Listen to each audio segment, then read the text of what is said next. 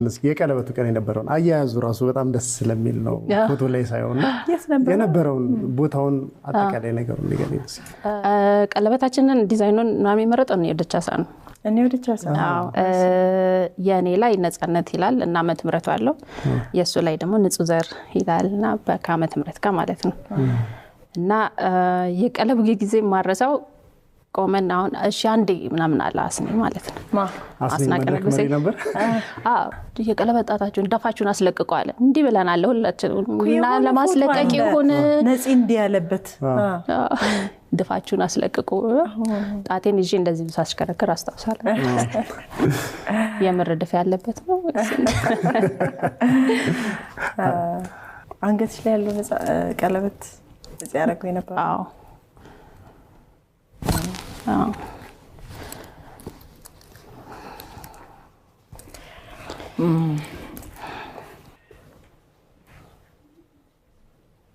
ሁለት ካልተሳሳትኩ ቀለበት ያረጋው። ከዚያ በኋላ ለዚህ ወደ አሜሪካ መጣ። የሁለተኛ ልጃችን ላይ 6 ወር ያለች መጣን። 6 ወር ተቀመጠን። ከዛ አመቷን የልደቷን አክበረን ተመለስን። ሁለቱንም ይዤ ተመለሱ። አመት ምናምን አልቆየም ሲመጣ። ከዛ ነው የሶስቱም የ4 አመት ልዩነት ነው ያላቸው በእድሜ ልዩነት። ከዛ ሌላ በቃ ኑሯችን አሜሪካ ቀጠለ።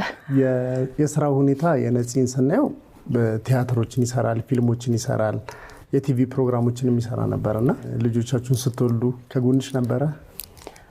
ሁለቱ ሲወለዱ አልነበረም። የሌላ ላይ ነበር። ሌላም ብቻ ነው ከእርግዝና የጀመሮ እዛው ወረቀቱ እስኪያልቅ ምናምን አብረን ነበርና እሱ ነበር በቃ ምግብ ራሱ የሚሰራው ማለት ነው።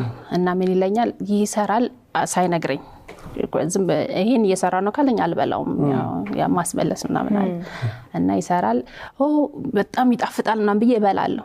ደቂቃ አልቆይም ወጥቼ አስመልሳለሁ ማለት ነው። እኔ ለፍቼ